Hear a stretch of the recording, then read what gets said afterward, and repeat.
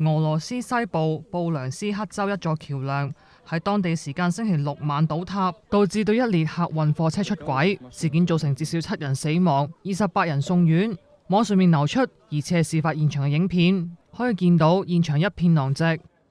俄羅斯應急部門就話，救援人員正係對列車受損車廂進行全面排查，目前已經投入咗大概180個專業人員同埋60台救援設備參與事故處理工作。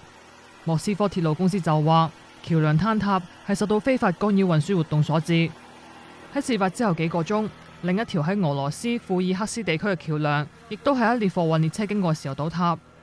路透社報道，自俄烏戰爭以嚟，烏克蘭持續不斷地對俄羅斯同烏克蘭接壤嘅地區，包括布良斯克、庫爾斯克同埋別爾哥羅德地區進行跨境炮擊、無人機襲擊同埋突襲。而目前烏克蘭方面就未有對事件發表任何評論。